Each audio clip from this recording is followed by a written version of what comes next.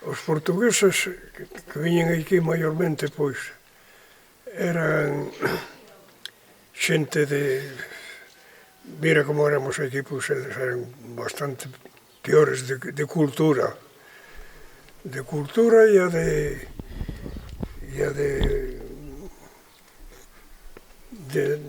ter que comer para vivir.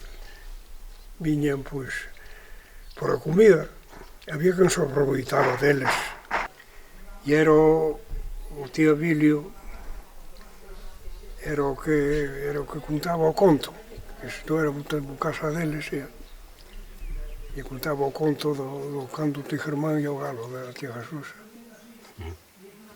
Pero o conto, como falaban ese can e ese galo? O conto que o perro era un perro grande e flaco.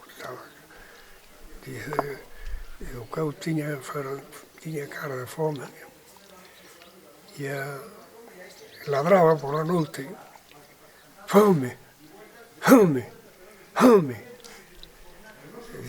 Decía fome, fome, fome.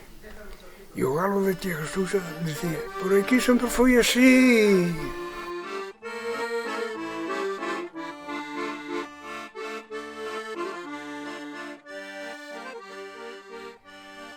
En pura xeografía física, non é doado de determinar por onde discorre a fronteira entre Braganza e Viñais, en Portugal, e Zamora e Ourense, en España. Se a mirada se centra na xeografía humana, tampouco resulta máis sinxelo. Unha raia debuxada polos caprichos e os intereses económicos e políticos. Unha liña que cambiou en diversos momentos da historia, foi e aínda é ignorada polos residentes dos pequenos lugares, porque souberon transitar dos tempos do contrabando á libre circulación sen grandes traumas, porque falan indistintamente galego, portugués ou castelán, sen dificultade nin presunción, porque preferiron vivir ao amparo do sentido común, con empatía e solidariedade, compartindo o que había.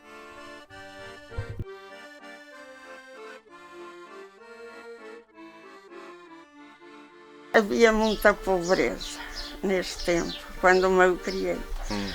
Nós, para graça a Deus, nunca estivemos assim mal, porque o meu pai e a minha mãe trabalhavam muito e nunca fomos para comer um cibo de pão que não tivéssemos. O meu pai ainda chegou a emprestar arrobas de farinha aos ricos. Mas olha, veio famílias que passaram muita miséria. Muita miséria. E olha, nem havia que vestir, nem que calçar.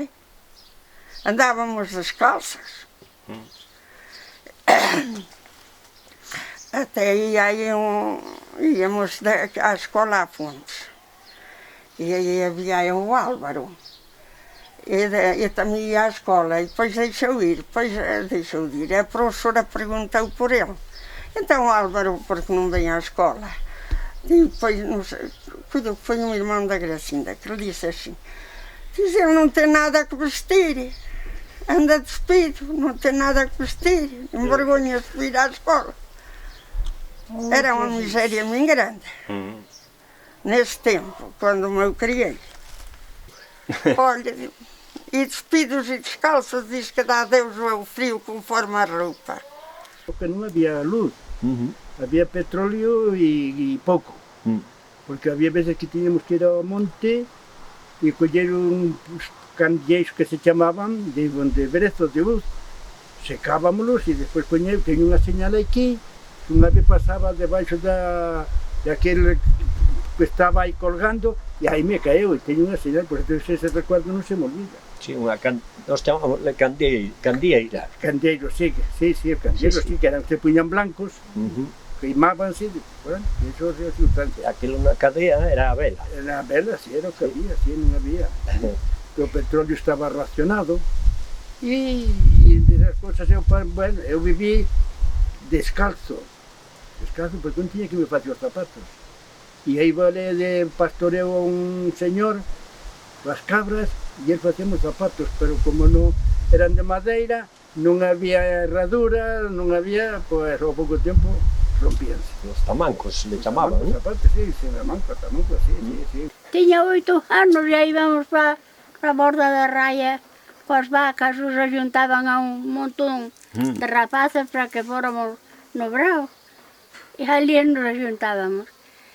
Cando o comunismo, e ali na tal sitio había un montón de rapaces e falaban dous homens que apareceron ali.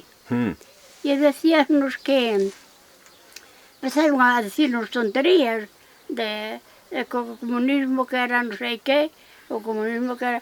E nos contradecíamos. Éramos todos pequenos, de 8 anos ou 9. Sí.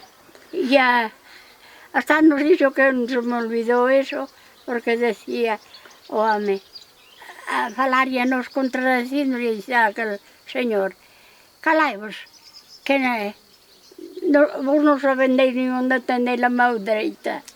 E ao decir da mão dereita, todos a par, esta. O sea que eso foi antes da guerra. Foi antes da guerra. Sí. Sí. Cuenta alguna anécdota cuando te mandaban con la res, el día en la fiesta. Bueno,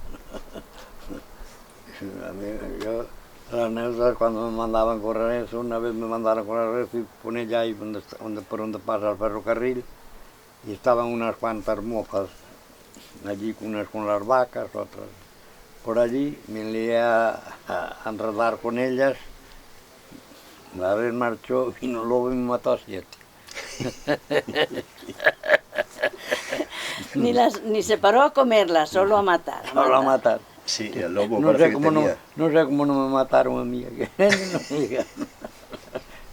E de cando estaba a República, que nos tiñamos antes unha maestra que era moi bella e non enseñaba nada.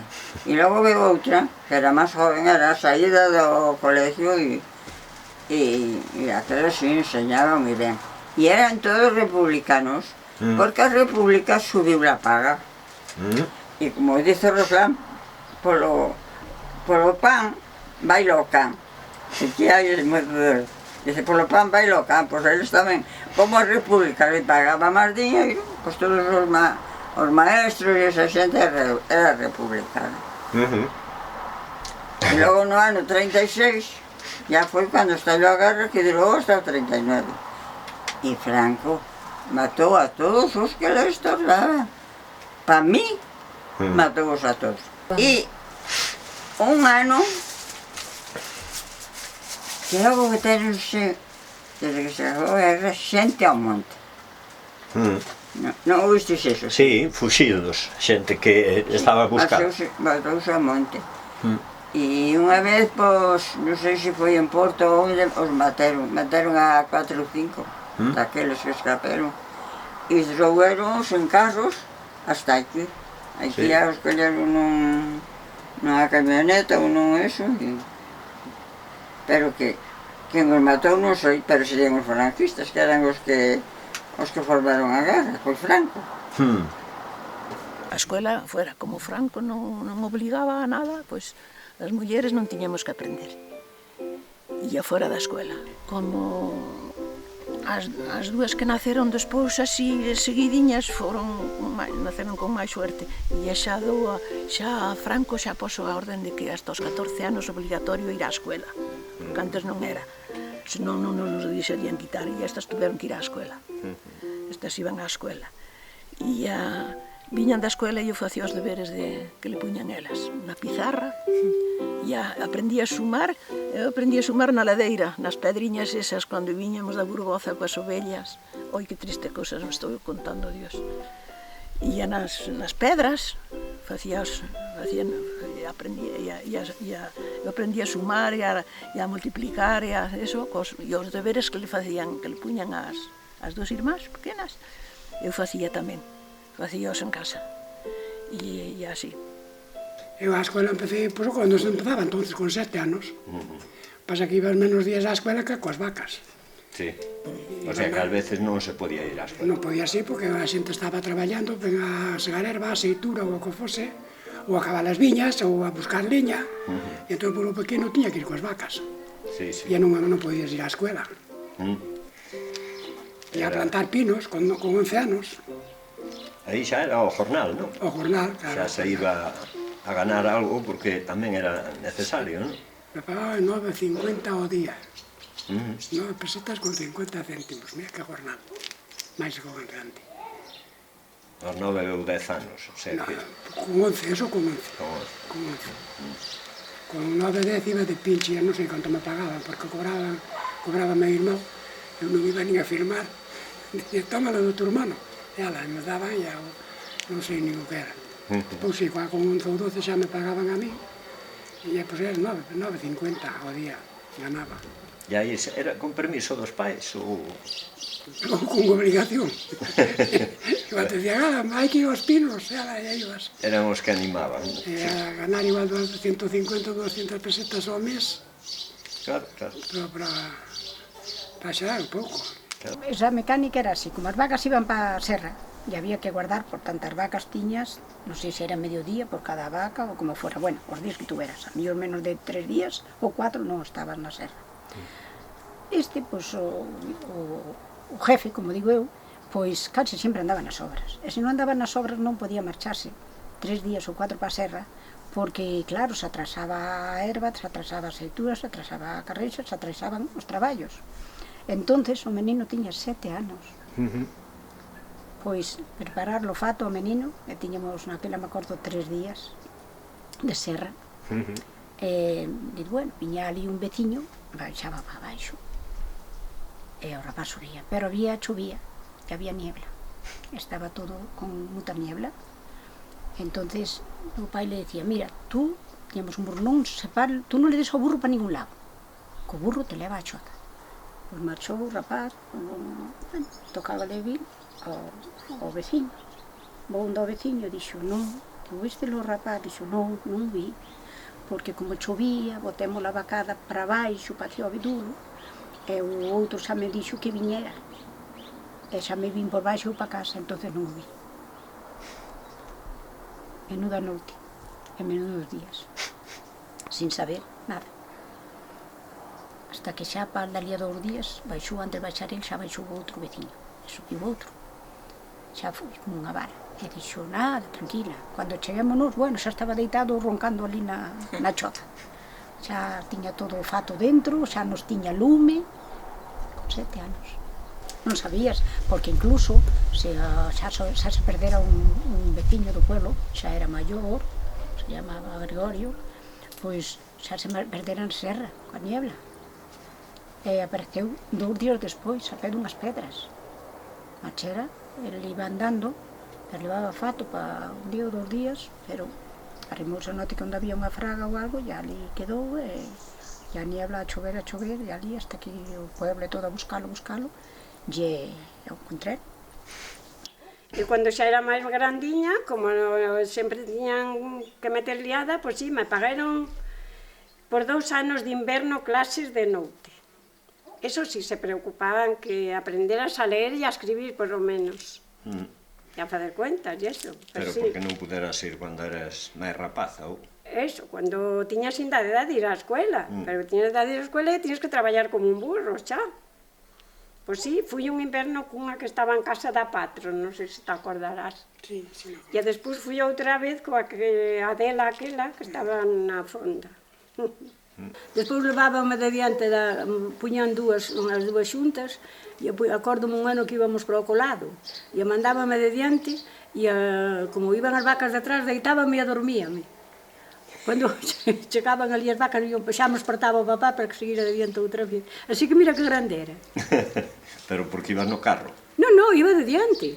Ibas de diante e dormíaste? Sí, sentábame, como vi que as vacas iban devagar e dábamos soneo, sentábame, e entonces dormíame. E ele iba pendiente de mí, xa había que non me movía, xa iba lá e xa me levantaba. E supoño que ás veces tamén tiñas que deixar a escuela ou non ir á escuela por ir de vaqueira ou a traballar ou non? Non, a escuela non. Non? Os máis vellos e os 2 máis vellos faltaron moito, pero os outros xa non. Mandábamos coas vacas o fin de semana, e o día que non tiñamos, que había días que non había escuela, pois tamén íbamos. Pois sí, que xa desde que acababa a escuela xa era todos os días. Sí, porque aquí o fin de semana non existía para naide, non? Non. Igual non se xuxían as vacas, pero a xente sempre tiña que facer. Sí. Pero a escuela acórdome que sempre fui. Os dous máis vellos non, pero os outros tres xa fomos máis. Sí. O sea, que era pequeniña, con 4, con 5 anos. Aquí traballaba todo o mundo desde que nacía. E hasta que morríamos. Hasta que xente morría. Non había pensións, non había nada. Era unha vida moi esclava. Pero, no fondo, estábamos contentos ca vida que tiñamos. Eu non podo decir que me sentira desgraciada nunca. Pero, entonces, a escuela, por ejemplo? Sí, no, meus pais nunca me quitaron a escuela. O sea, que ibas á escuela, sí. E cando saías, e claro. Cando...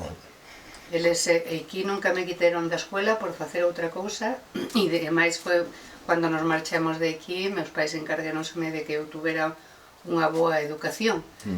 Non todo o mundo tiña ese privilegio, porque a verdade é que moitos rapaces eran imprescindibles e íbamos a buscar a escuela para que foran a axudar. Eu non podo decir eso porque meus pais trataron de dar unha educación.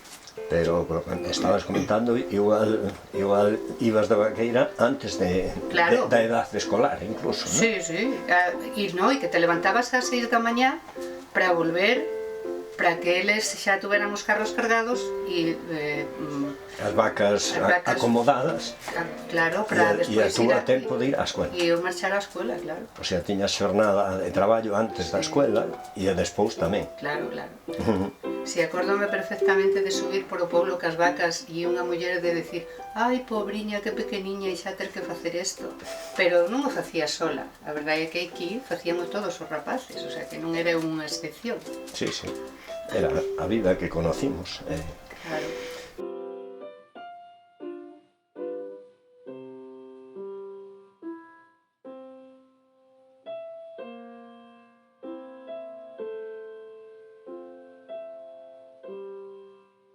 Que significaba os papéis dos rapaces e dos mozos? Que relación había aí? Pois había unha relación que non había relación.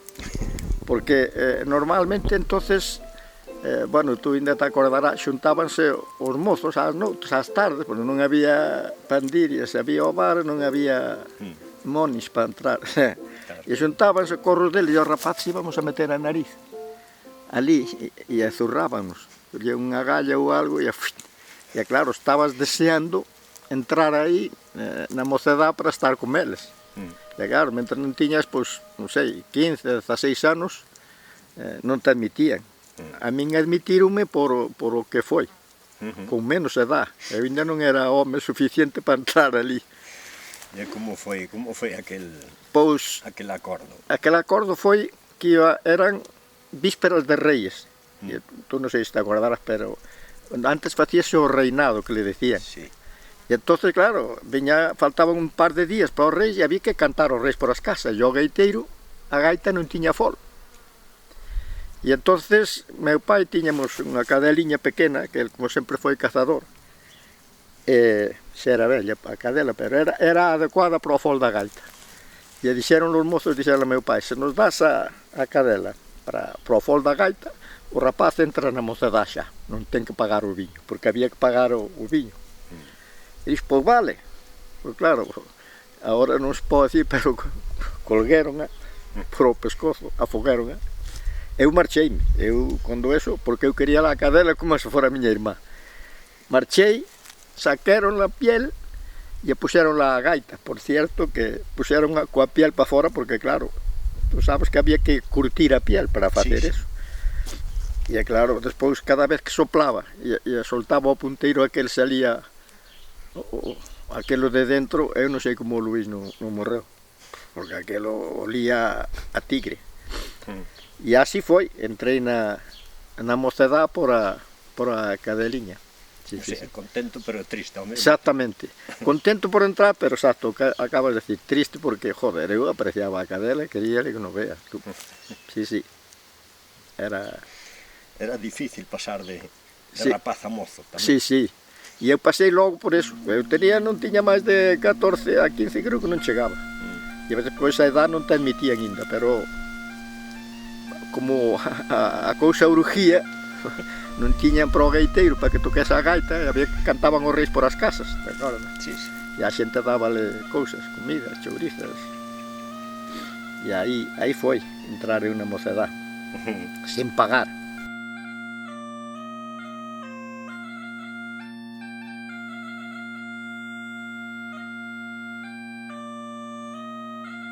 fomos à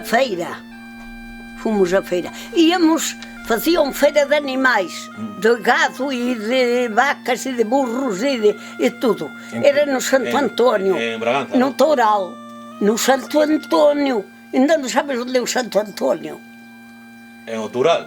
No Toural, velho, que nós chamamos. Não está o cementerio agora, não? Sim, ali era feira, aquele campo todo era feira. Agora são casas, pronto.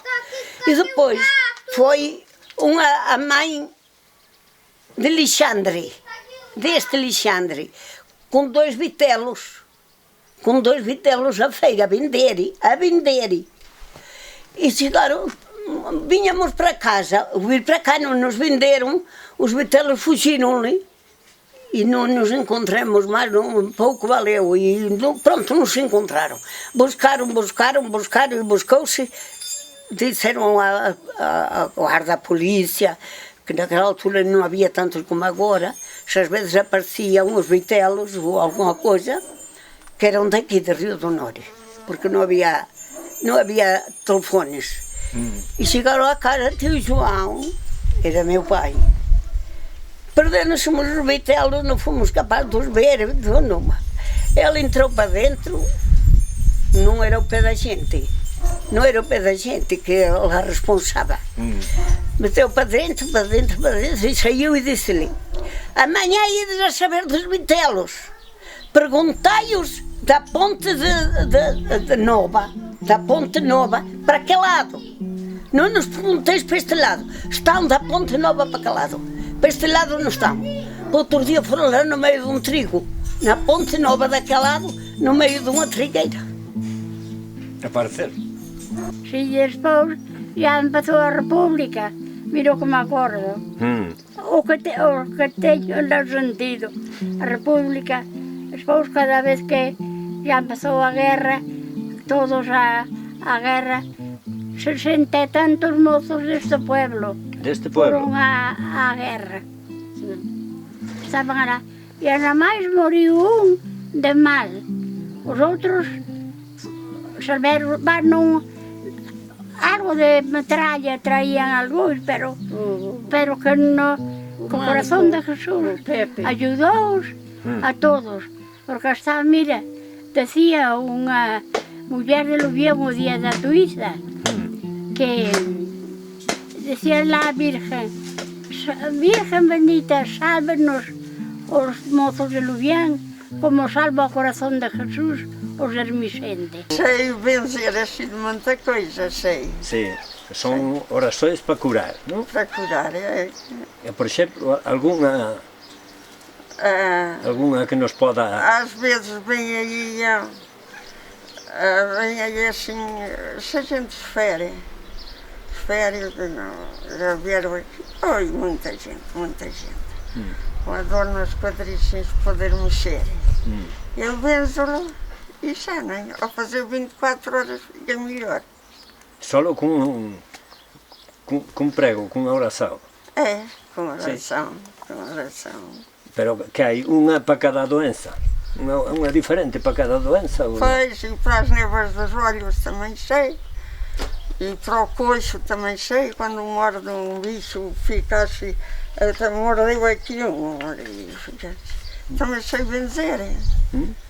E aí assim, com as benzedurinhas. Mas eu tenho fé. Sim. E a fé é que vale. Não tendo fé, não disse, olha, eu aqui não acredito, nas benzeduras não benzo. O sea que, entonces o mérito non está tanto na oración en sí como na súa fé, non? Pois, a fé, tem que haver fé parte a parte. E en Chaguazais sí que me quitou unha cordeira da tía Cordeira, da abuela. E estaba así avistando para o Prado Grande, entre Chaguazais e o Prado Grande, nun altiño que había unha leira de tía Alejandro. E fez así un pouco as ovellas, espantéronse, e cando xa le dixo que vai o que levoume. Xa marchaba coela. E claro, había monte enseguida ao rededor, e eu de espaldas o responso. Ahora mismo, pues eso, o responso a San Antonio, e había que ponerse de espaldas. E cando xa me viu, xa marchaba coela. E xa marchaba coela. E eu de espaldas o responso. Ahora mismo, pues eso, o responso a San Antonio, e había que ponerse de espaldas. Eso sí que a mí non me aclararon ainda nunca el porqué eso, pero bueno, aí está. E a responso, e estuve así un rato, me volví a ver, e a Parera, o lobo Parera, e estaba coa cordeiriña así ao pé, así no chao. E volví a mirarle, e volveu a botar a mão, volveu a botar o dente, e volveu a marchar coela. Outra vez de espaldas. Puseme outra vez de espaldas, outra vez a responsar. Ya xa estuve máis rato, a ver. E ya estuve, pues, non sabía logo, cando xa di a volta, porque vocear, a mí, eu quedábame sin voz, sí, o sea que pasoume na cabeza das fontes tamén, quería gritarle, porque as voces que era o que le dábamos, voces, gritaba, e non salía. E volví outra vez a dir, pois ali estaba a cordeiriña, arrancárale todo, o sea, le era o cacho da garganta, o sea que levou a que estaba, claro, morta normal, mas marchera. Pois eu collí a cordeiriña e vim coela para casa. Cortaronle por aquí e comeron a.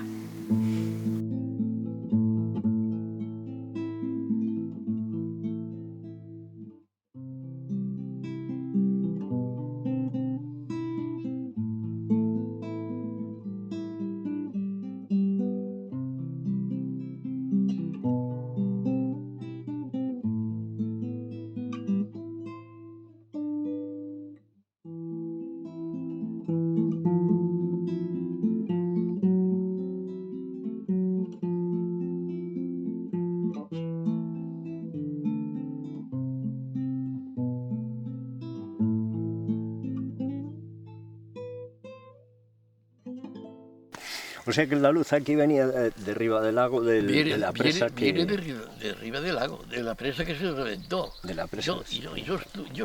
Yo sentí marchar la presa. A la 1:00 de la mañana. ¿Pero porque estaba allí o porque se sintió hasta aquí?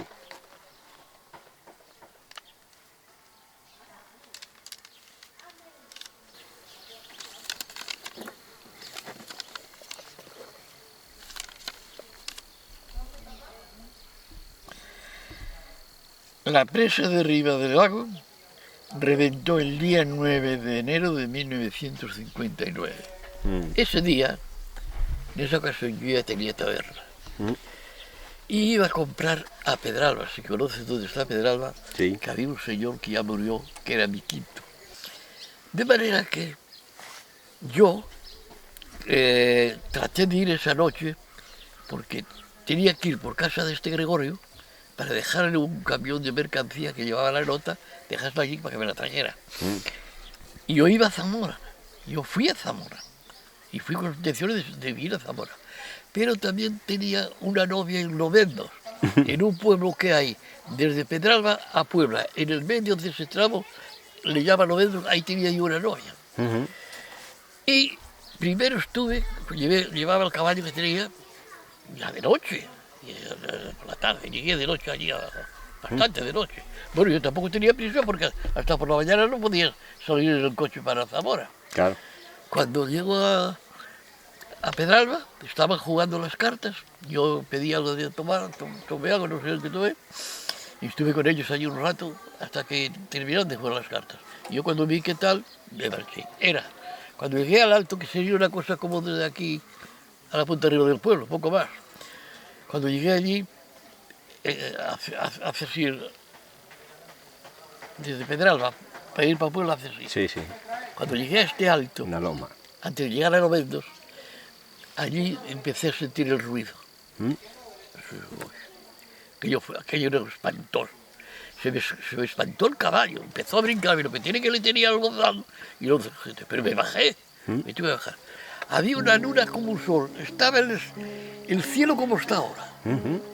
Había una luna, se veía como si fuera de día.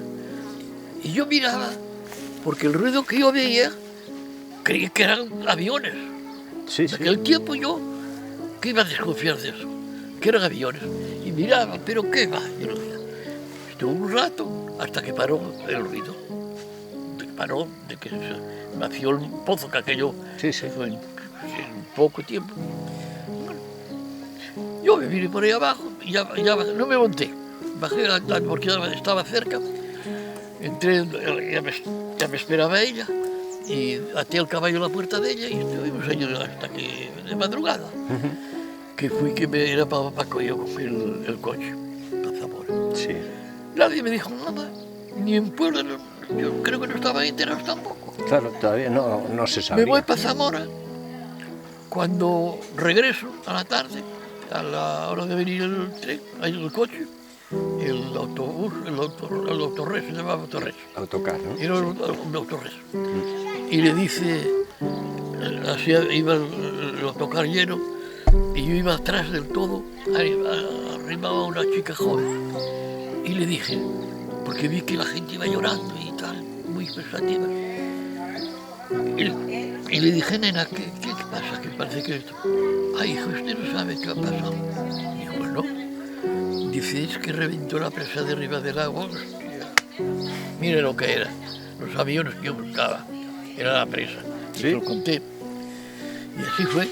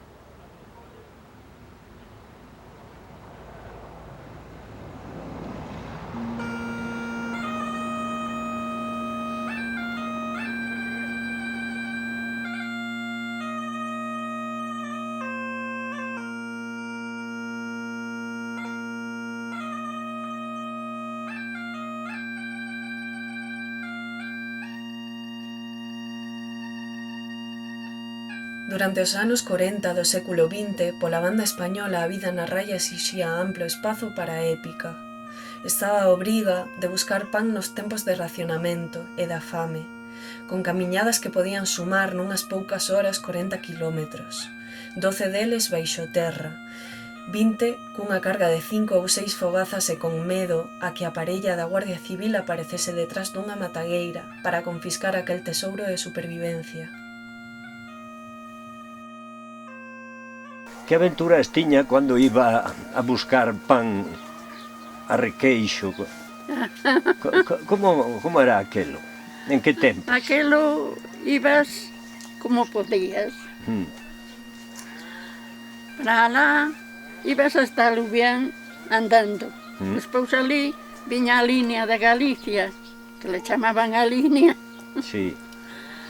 O coche. E esperábase, se podía subir, subías, se non viña chea, non subías, porque non había sitio xa. Sí. Quedabas para outro día, para ir a Requeixo, a buscar pan. Había en Pedralba, ao outro lado de Requeixo, un forno que cocía de noite. Sí. E claro, cocía de noite porque iba a xente a compralo de necesidade. Sí, pero prohibido, non? Porque era tempos do racionamento, non? Non, eso era racionamento, era de día. O de noite o home compraría a fariña, el destrapelo tamén. Despois eu chegaba ali e íbame a casa das familias, que miña abuela é de Requeixo. E a filla maior axuntaba as amigas e íbamos de noite ao forno polo pan. E levaba as amigas porque só daban un pan a cada persona. E aquel pan que traían era para que o trouguese eu. Pois traía o pan. Outro día subía hasta a línea outra vez, botábalo o saco do pan arriba, que viña aquelo cheo de cousas. E viñas dicindo, ai Dios mío, cando chega a Lubián, que o saco non irá xa o habrán tirado. Pois non, o saco, as cousas chegaban. E chegamos a Lubián e baixa o saco e despois vente para cá cos pais. Pero andando ou levaba a burra? Andando. Andando? Andando. Desde Lubián, ¿cuántos pais traía no saco? Pois no saco igual traías 4,6. Jolín. E eran pais dos grandes, pero non pesaba tanto. Porque era... E corrías e viñas por onde podías, por fora da carretera. E viñas aí á Cruz do Mato, baixabas por ese trelo Penedo, metíaste por eses cabocos que corra auga e hasta que chegabas a casa. Porque había que facelo ás escondidas. Claro, senón... É como se fose contrabando. Se te collía a pareja, bueno, se podían levaban. Sí, e había que ir a buscar o pan porque o que se conseguía polo racionamento era pouco. O que se conseguía de ración era un boliño así, de nada. E o que tiña terras, pois uns a Portugal, outros ao mercado, o mercado daqui, de por aquí iba moita xente tamén. A través da serra. Collíase no mercado e despois se collían era cando andaban facendo as vías. E a collíanlle de Requeixo, pasábase ao lado onde andaban facendo as vías. E por o túnel, que caía a agua que cherrón chonchón, pero resistíase todo e tirábase para diante e ala.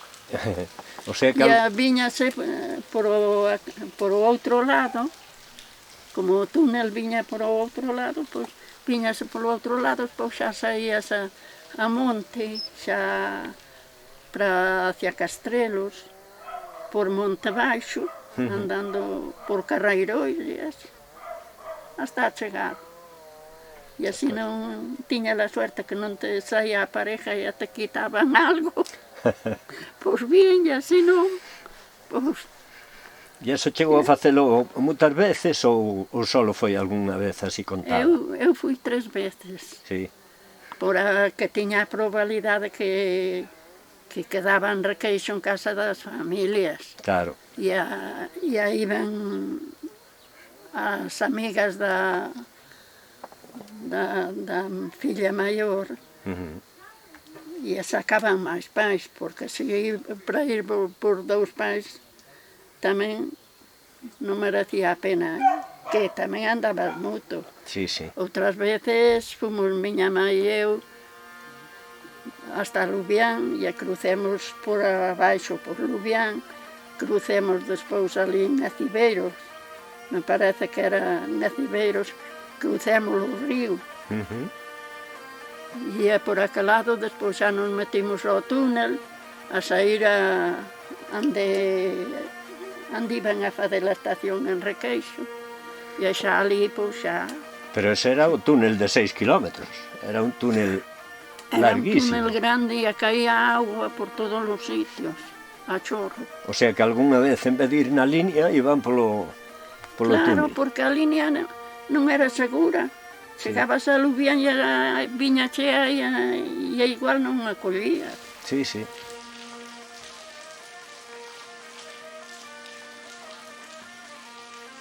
Íbamos a buscar os pais onde podíamos. Tamén foi. Hombre, todos.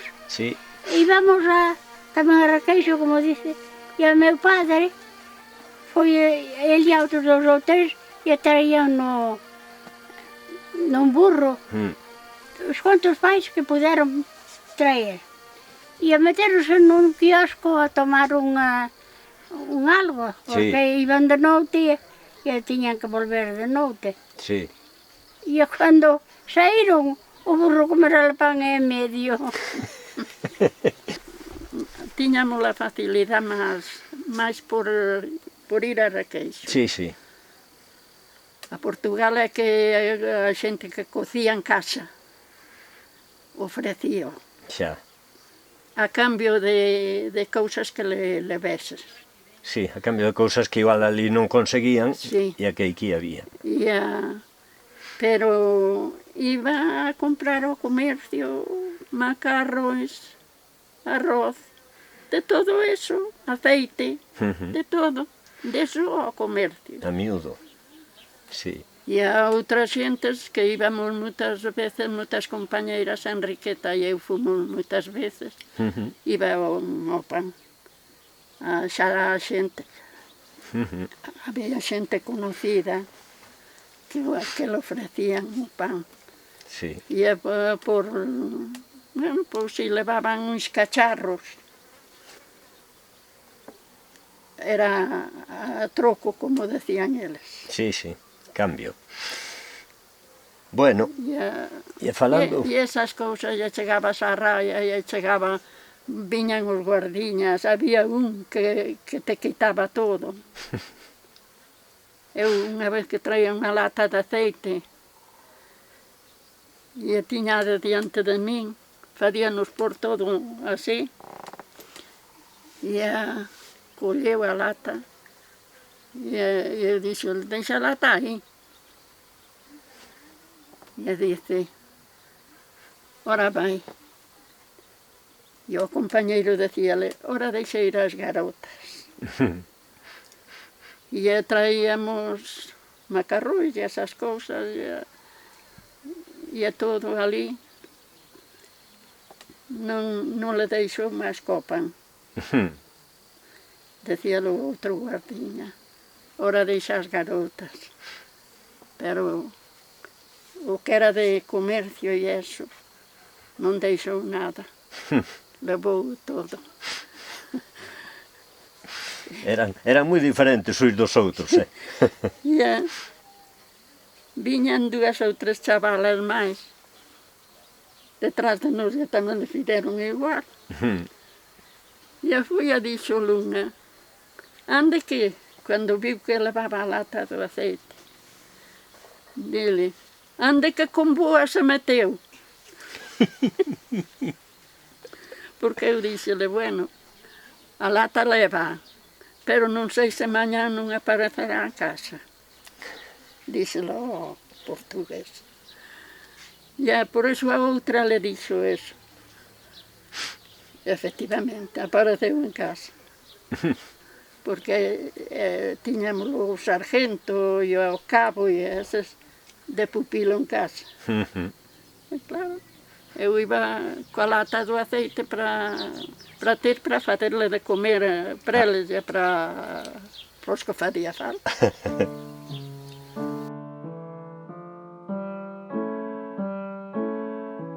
Non é doado dar con persoas que falen diante da cámara dos tempos nos que a fame tamén cruzaba a fronteira cando quería.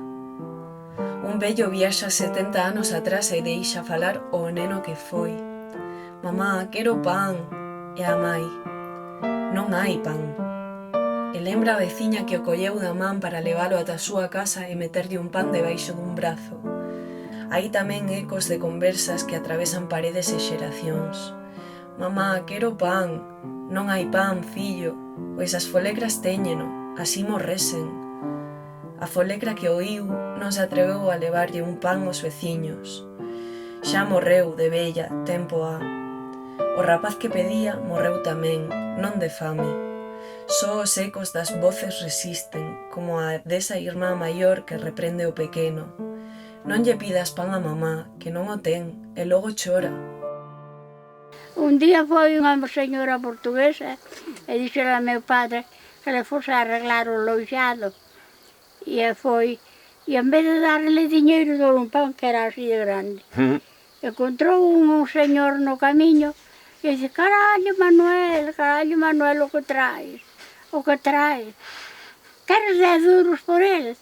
Dice, nin que me deras 1000 pesetas. Así que naquele tempo ofreceu 10 duros porque non, el sería o que tiña, pero bueno, porque Era caro e pagaba o caro tamén. O pan facía máis falta, non? Éramos 8 en casa, mírese, ao chegar, cada un seu trozo, ala, xa se acabou o pan. Porque entonces sí que, igual fame non, pero necesidade despois da guerra sí houbo, non? Oi, fames non. Mira que hai que os veciños que se daban voces, quero pan, eu quero pan, eu quero pan. E non había pan para dar aos fillos. Os rapaces. Pero a consecuencia é todo da guerra. Bueno, e dos maus anos que viñan, porque Sí, sí, eran maus anos que viñan. claro. Así que, mire, se non tiñamos como pasaría no seu pueblo. Claro. Igual. Sí, pasou igual. Ouvimos falar de anos que non, as cosechas non iban para diante, que había así. Máis, Sí, máis dun ano. sí, sí. Que todo se lava, todo se secaba. As leiras de pan non granaban. Quedaba a espiga Vacía. casi sin nada.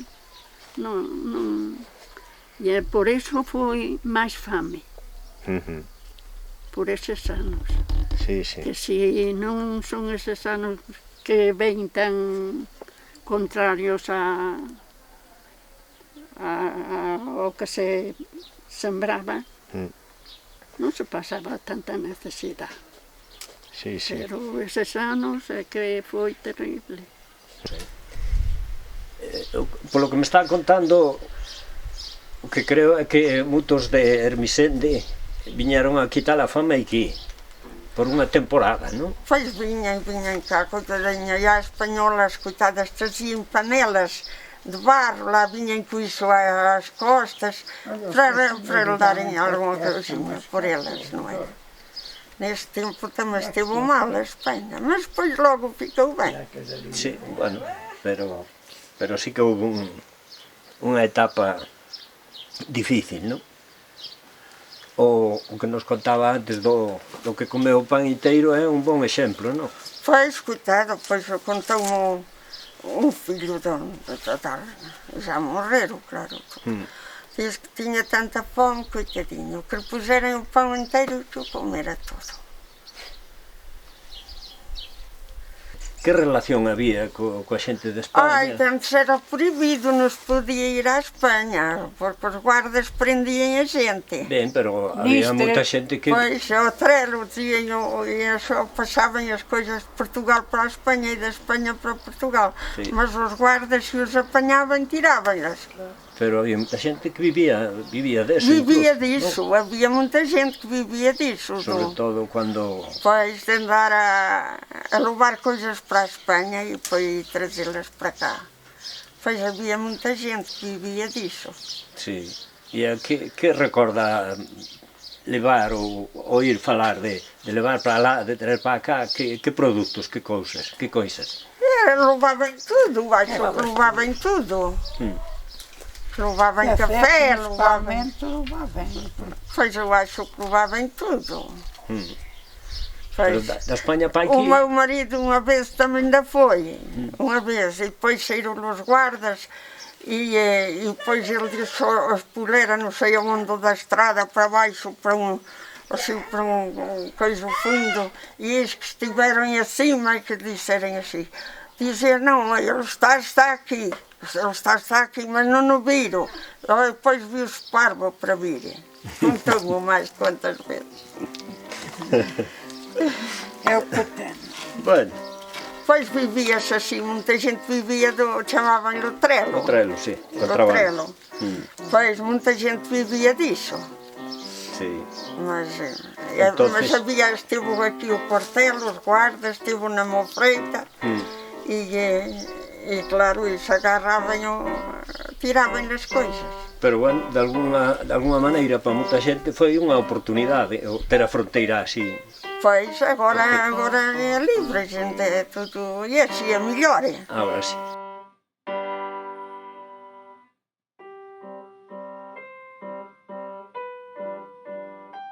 estamos a un paso.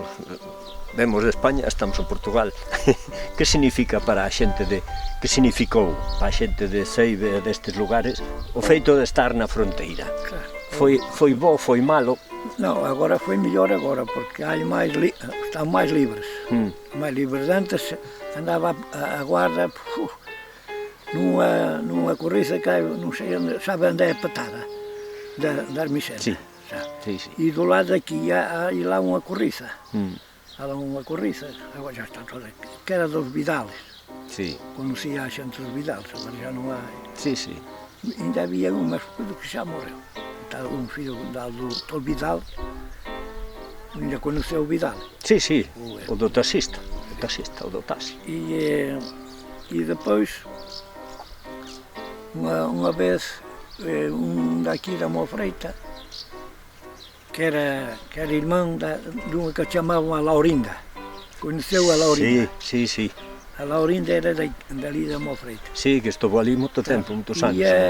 E o homem levava uns quilos de café, ou não sei o que mais, e estava lá a guarda civil.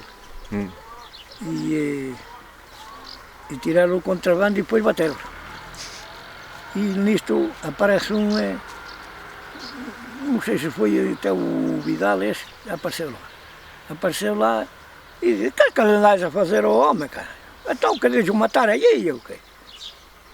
E é que o deixaram, senão, aquilo era muito mal. Agora não, agora já anda mais livre, homem. Mais com os coches por aqui, coches por ali, porque há carreteras já por todo lado. E depois eu saía da noite aqui, vinha que se chamavam Abílio da Mofreita, tinha uma carrinha pequena, e iam para Bragança. E traíam café, uma saca de café. E agarrava ao fim da cenária, para arriba. E depois descia para lamas abaixo, as lamas espanholas. Sí, aí xa o lombo. Sí, foi sempre. Havia um que era da Mofreita, que o chamavam Bigotes. Ese pasaba contrabandista, ia para a Espanha, corria tudo. Mas ainda levou muito por aí, mataram a Urdapide mataram, a porrada. Había contrabandistas.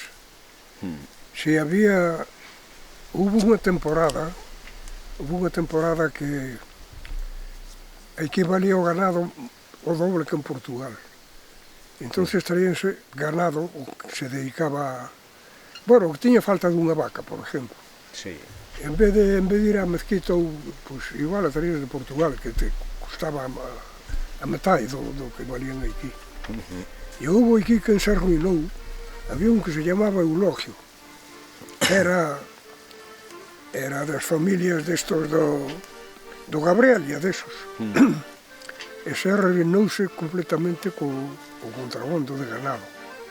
Por eso non compraban unha vaca ou dúas, compraban cantidad. E pasaban por arriba, levábanas a Portela da Canda e despois pasaban para o mercado do puente, para o puente e a vendelas aí. Pero os carabineros, entonces en vez de Guardia Civil chamaban carabineros, que eran da frontera, entonces coa Guardia Civil non tiña nada que ver, eran para a frontera nada máis. E claro, nunha ocasión, pois, colleronle unha cantidad de vacas bastante grande e arruinaron de todo, sí. Íamos longe ás folhas. Chegaba unha vez e fomos ás folhas, eu e a senhora que a senhora Natália e a minha irmã do Senhor do Céu já morreu. E fomos à Armonda às folhas de grillo. E subían arriba. Os peixes. Se Deus dá a ver tum. E a senhora lá e alguém virá aí. E aos peixes vinha um senhor na frente e 5 ou 6 por trás que metiam-nos. Acho que iam passar para a França. E lá vamos para a Espanha, para a França.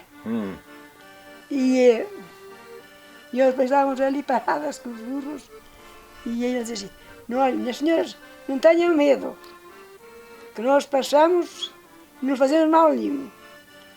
Pasaron tão para o lado da Espanha e nós fomos para baixo às folhas, longe. Dávamos os burros e fazíamos 2 sacas ou 3 de folhas para os porcos.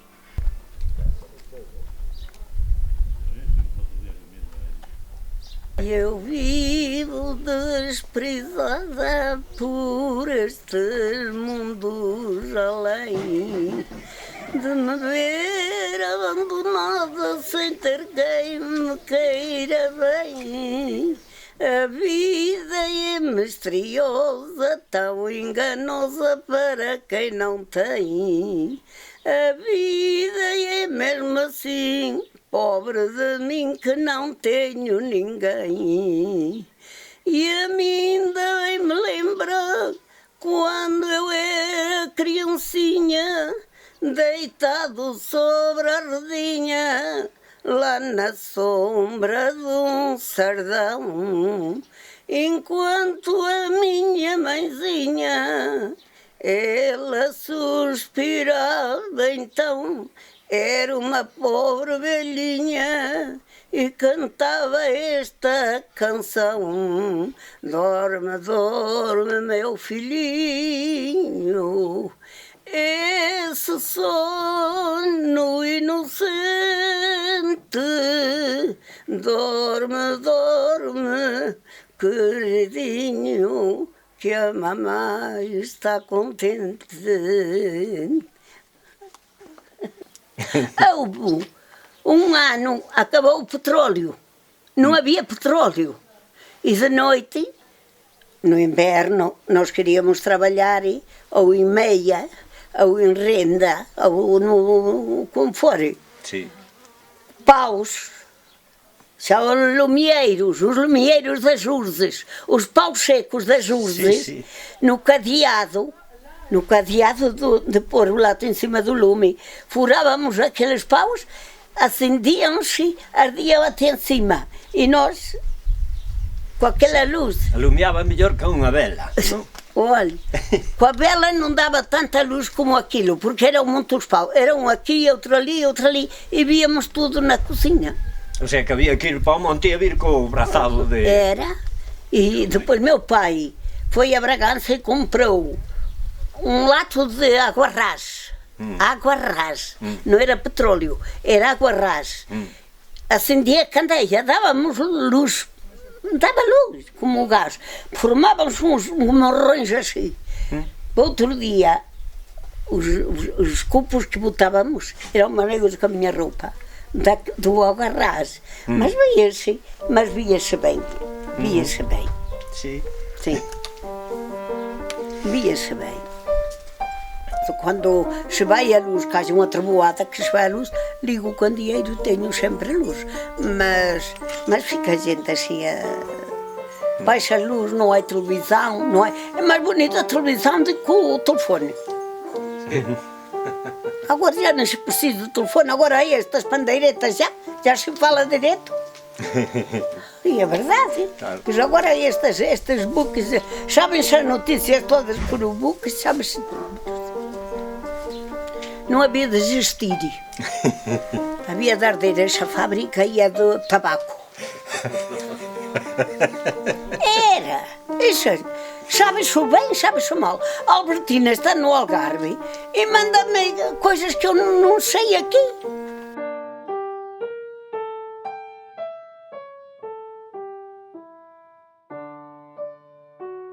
Claro, depois vinha a malha, outra. Tamén era un traballo duro de nariz, pero como era con un montón de xente, todas as familias, ya pasábalo en grande. Sí, facíanse moitos traballos así en comunidade, en grupo. Sí. Fosen para devolver a xeira ou fosen casi porque alguén necesitaba que teran unha mão, non? A veces a axudar, simplemente eu acórdome de ir a segar para unha ribeira onde había bastantes prados, ir á erva ou a segar a erva e o que primeiro acababa axudaba ao outro e o outro non se viña nadie sin axudarla a todos e que a todos acabaran. Non, tú acababas o teu e viñas para casa, como pode suceder agora, non? Claro. Axudarla a todos, nadie se quedaba ali. Acórdome deso. Había máis, non sei, a xente era de outra forma. Solidaridade. Sí, señor, sí, señor. E ainda te acordas de lo que chamaban o acarreto? Porque ás veces íbase por pedra. Claro. Tamén para... Acórdome para o Manolo, aí a casa do... Acórdome de ir os carros da maioría dos pueblos, ali a buscar cantarías desas alá arriba, que corteran, alá para Rechouso. Si, o acarreto, sí. O que non tiña, claro, non tiña carros nin vacas, pois acórdome deso, sí. Ibas a axudarle, claro, non tiña. E claro, sin interés, nin aquilo non... Sí, bueno, igual invitaba a algo. Exacto, a mellor comer, pero non se iba por comer. No, ibas porque o necesitaba. Acórdome de outro detalle máis, tú a mellor tiñas, normalmente, nós solíamos ter 5 vacas mansas, fallaba unha, pero a veces tiñas 4, porque parían 2 ou e faltaba unha para facer 2 parexas, pois o veciño deixábate, isto ou outro, non había problemas. Sí. Había outra maneira de vivir. Claro, tamén era necesario, porque... Claro, dependían sobre os outros. Exactamente. A responsaban e saiu o povo todo a saber dela. Perdíase tú a ti, tocabas o concello, perdeu-se o abaco Antonio, ficou lá marido, o que fose, e ia toda a xente do povo a saber dela, todos. Morríase tu animal, por o povo todo a fazer a cova e a enterrala, como unha persoa non há terra, non há, ia toda a xente a ajudar. Sí, mira, en Hermisende, o lado do Pito, que mucho la Pallarega, bueno, ainda eu estaba aquí. Deronle o vosso prado da Requexiña. Deronle para conseguirse. Que isto, cando se quemou Pallarega, andaban acabando de recoller a erva. Que era entonces.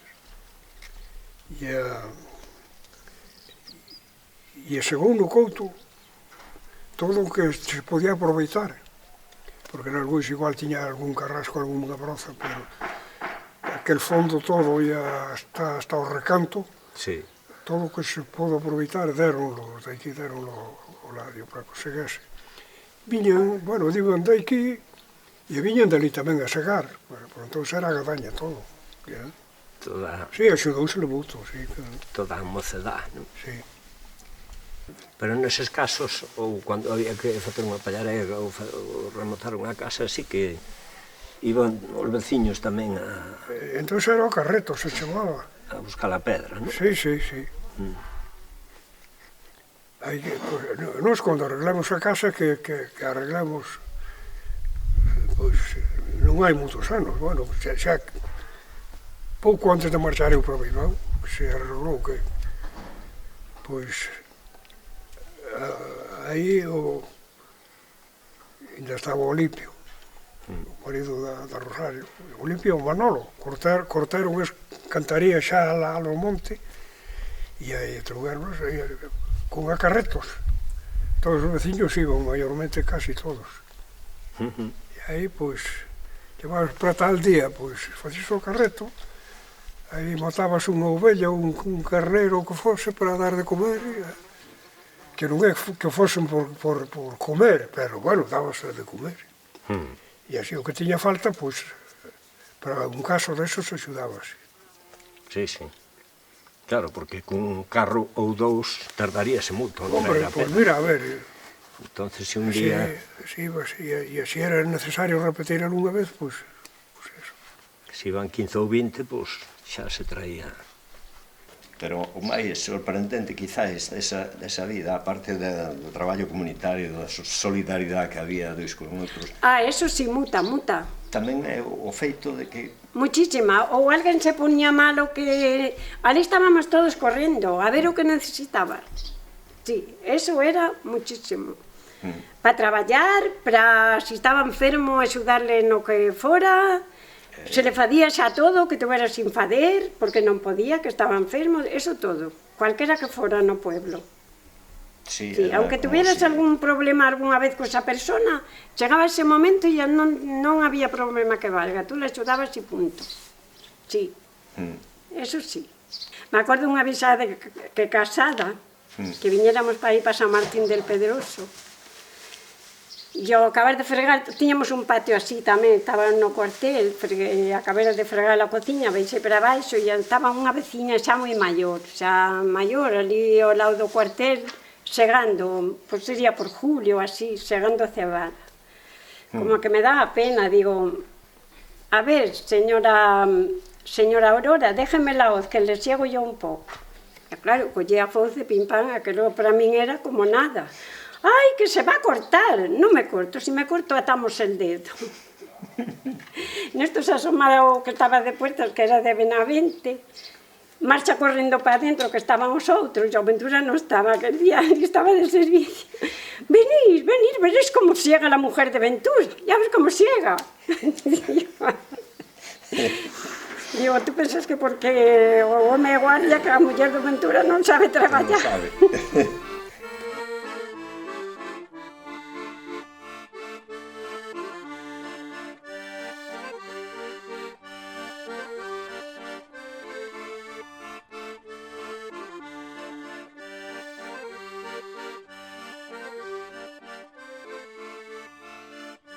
Carros destes automóveis había poucos, non había nenhum. Depois xa comezou a haber carros para médicos, non tiñamos, médicos non había, nin enfermedades, non había estas enfermedades, había comidas máis sanas, non había, unha pulmonía se curaba en casa, con ventosas e un parche de pez, un que era xeitoso. Meu pai puña unhas ventosas con copo, unha moeda, mollaba o panico da moeda fechado con a liña en volta e depois mollaba a moeda en aceite e puña no sitio onde estaba a dori, e depois con un copo de vidro puño encima. O copo inchaba, puxaba por a carne, enchíase o copo. E depois ia movendo. Eran as ventosas corridas. E panos quentes. Desta telha dos telhados, no lume, embrulhada num farrapo, e punha assim, na dori. Eram as pulmonias curadas assim. Non había médicos, nem había nada, morria-se, non sabíamos de quê. Agora já não. Agora já não é ventosas, isso já não querem. Já não há partes. Agora partem as costelas, vai a Bragança. O médico põe raio-x, tem as costelas partidas, tem que ir para casa até que curem. Soltam elas solas. Agora soltam. Não querem saber de mais nada. Não há. A perna sim, a pernica partiu-se, fazem operação, levam as coisas ao seu. Mas costelas não fazem caso das pessoas. Nada. O meu marido partiu-as. Tivemos que ir a São Cristóbal, em Espanha, a curá-lo. Puxava-lhe aquela flecha e curou bem.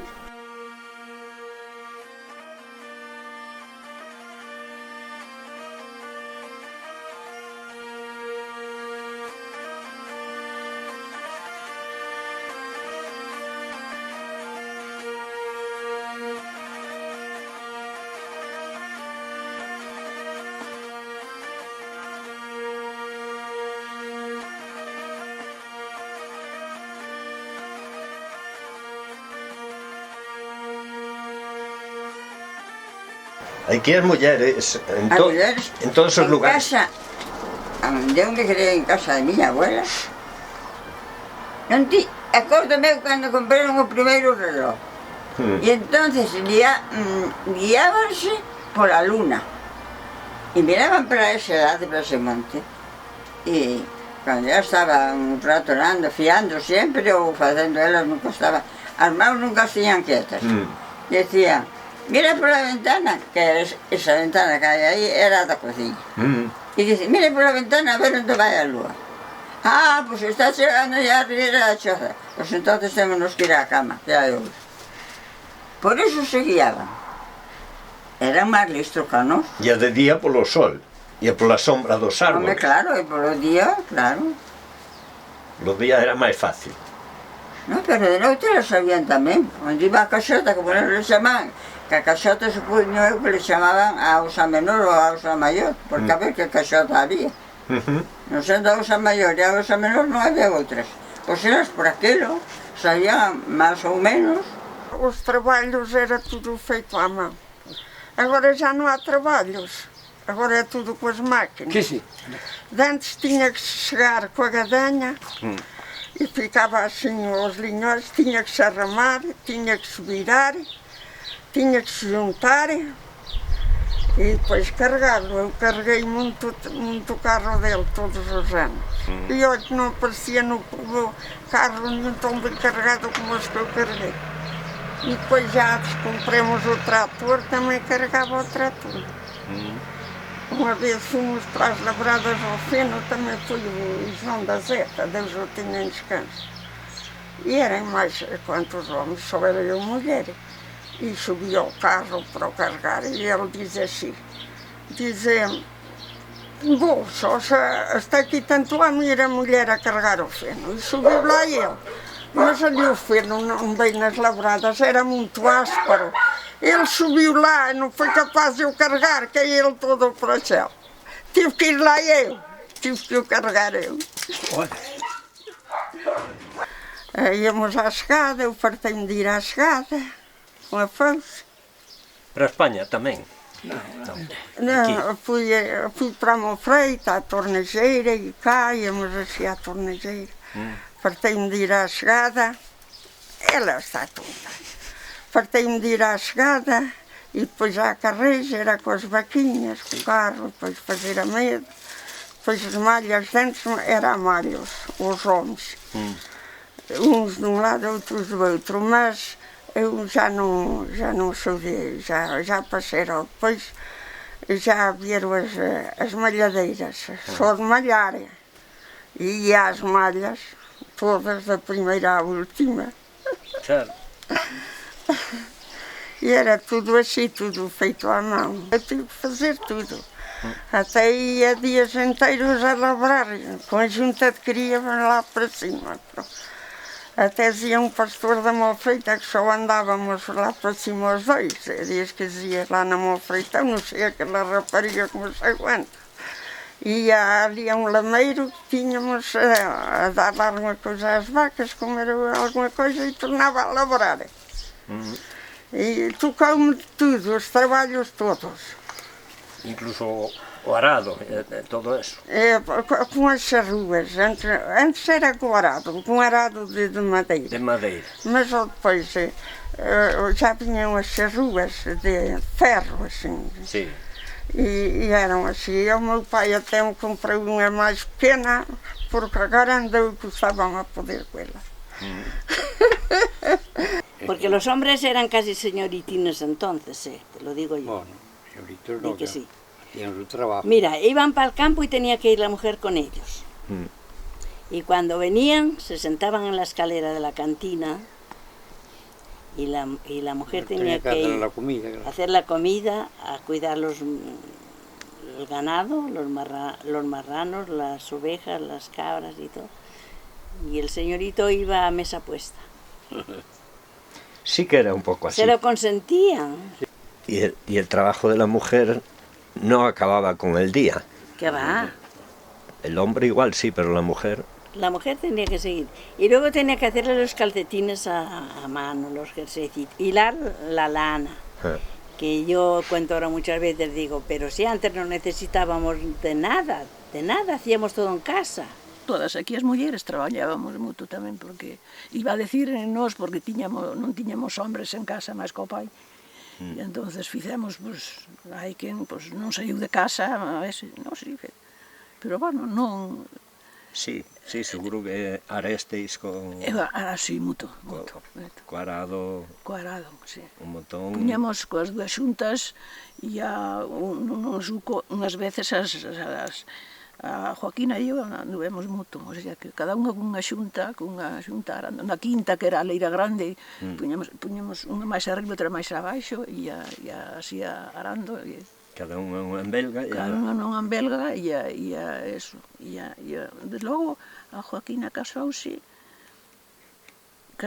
e eu marchara para San Sebastián, e o papá tiña hernia, e tiñan que operarles, e a operación tiña que ir a Zamora a operarse, e vin eu a axudarle no brao, e non sei, a operación foi por setembro, ou non sei cando, e claro, el xa coa hernia non podía facer. E a operación foi así máis tarde, tocoume facer a sementeira eu sola. Estaba coas dúas pequenas, claro, ao levarle 7 anos, eu que tiña 20, cando me fui de aquí, entón, cando volví, 21 sería, cando estuve aquel brao. E fiz a sementeira eu sola. Eu sembraba, eu esparxía, non sei o que saiu, pero bueno. Seguro que saiu ben. Non sei o que saiu, pero cando veo o papá, porque estaba o papá e a mamá coel, e a operación entonces era 15 días, ou non sei cuánto tempo estuveron en Zamora. Claro. E cando non tiña a sementeira feita, máis andaba con unha xunta, logo marchaban para as outras comían nos millais, estaba unha delas, ou as dúas, non sei, cuidando os bravos, os vitelos, e a unha xunta. Logo, cando se cansaba aquela xunta que estaba arando, deixaba para os millais, deixabas ali, e acollía as que estuveran comendo, as outras dúas vacas que estaban comendo, o sea, que descansaran, e seguía. A que non descansaba era eu. E facías de todo, eu fiz de todo, de casa de todo, le facía roupa para todos, para min fago a hoxe tamén, eso. Aprendí a bordar, de noite tejíamos calcetines, jerseis, de inverno, os días de semana, era para fiar a lá das ovellas, fazer calcetines para os homens, e a jerseis para eles e para nós. O domingo, sí que non, como non había tele ni nada, pois a xogar a brisca, a contar chistes, nos juntábamos, que le chamaban o fiadeiro, como le chamaban despois, como faríais ali. Pero de noite. De noite, e a que quedaba de burro, cando xogábamos ao burro, pois descanchábanse nel pola casa allá.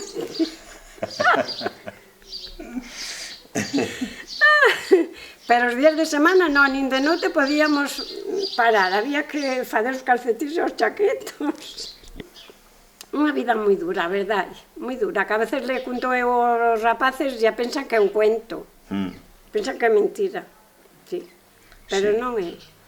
E despois nunca tiñas un duro se querías gastar para comprar algo, non? O que dizo Pepe, cando quixemos ter, había de ir a plantar pinos, pois eu tamén fui. Tamén fui. O centeo, pois, moíamos para fazer o pan, porque non tiñamos outro. E para a fariña, para os farelos, para os porcos, e para as vacas. Pois moitas veces de coller a burra cun saco ao mellor con 4 ou 5 minas de grau, leválo ao Muiño do Medo, e ali para baixar había que baixar un cacho que non pasaba a burra pola fraga, co saco ao lombo, eu sola, botalo no muiño, e despois coller a fariña e coa mesma, subir o saco da fariña á burra e a para casa. Eso moitas veces, eu sola. E se cuadra de noite? Bueno, cando íbamos a levar o grau, a levar o grau era, por exemplo, estas horas, atardecer, máis ben, ou así. E a mañán íbamos pola fariña. E despois de cenar íbamos a ver cun candil de petróleo ou cun fachón de pallas, ya non se prendía o monte. Sí, ou un farol. Eso sí, nos axuntábamos todos. A juventud, os veciños, as primas, nós, íbamos cantando por allá abaixo, a la orilla del río, planté corales, tan felices. Íbamos a ver o muiño, e así, ya despois eso, de traballos brutos, moitos. Todos, non quedou ningún que non fidera eu, pero non me pesa. Que cando andábamos na sembra da sementeira, chamaban do centeo, que era en setiembre, pois claro, levábamos 2 carros e 2 parexas porque aguantabas máis. Entonces, pois, claro, este tiña que marchar a traballar ás 5 da mañá. Entón levantábamos ás 3 para poder xunxir e baixar a carretera de Vicente hasta a Ponte. Hasta a Ponte. Porque eu levaba o rapaz comigo que tiña 7 anos. Que tiña que chamar un carro rapaz. Eu iba de diante e cada pouco miraba e non me decía, non te durmas, non te durmas. Non te durmas, porque se me quedaba dormida amarrado ao carro de diante, prixaba o outro carro. E por chegar á leira, pois, cando estábamos os dous... Iba para Rañalobos, para o alto da... Cando estábamos os dous, sí, pois era diferente, porque descargaba, eu iba esparexendo el, pero cando estaba sola, pois eu tiñamos que chegar, o rapaz decía, tú quieto aí diante dese carro. Eu descargaba un carro. Acababa de descargar, quitaba a parexa do carro, ataba nun rebolo, e despois descargaba o outro. E despois parexía. E despois mergaba e sembraba. E despois arar. E despois arar. E o rapaz, mientras tanto, botaba unha sonada ou tiña que vir á escuela? O rapaz estaba ali porque eu, cando descargaba, dicía eu, no, porque en septiembre ainda estaba, no, primeiro de septiembre ainda non había escuela. Non había escuela, estaban de vacacións. Entón eu dicía, tú chama, máis adiante, ala, para aí, descargaba. Chama outro pouquiño, e así. E despois eu puña a arar, unha parexa tiña ali atada nun rebolo para que non se marchera, e a outra araba hasta que terminaba de arar aqueles 2 carros, a cubrir aqueles carros sembrados. Depois collera para casa. Chegar a casa, pois, bueno, ahora por onde empezo? Os porcos. Digo, hai que volver a cargar un carro, xa gravar un carro. O día seguinte? Para dar outro viaxe, puñale millos ás vacas. E comían un pouco e cargaba un carro. Entón xa levaba só un carro. Viña, pois xa preparaba... Xa cobrindo 3 carros. Pois a viña xa preparaba ao rapaz, le preparaba unha merendiña e mandaba o carvacas, non te durmas, que se van as vacas para os outros. Porque eu tiña que quedar, porque eu tiña que... Os porcos había que buscarla, había que bater de comer, había que cavar o fruto, había que regar o fruto, que era o brou, había que... E así era a vida. Sí, traballar sin parar, sin despedir.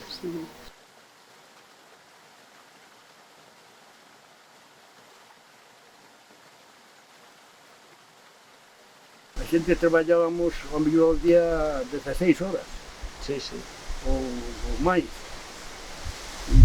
E aquí, a base de sacrificio, pero despois, claro, a esclavitud obligou-nos a marchar, non víamos futuro.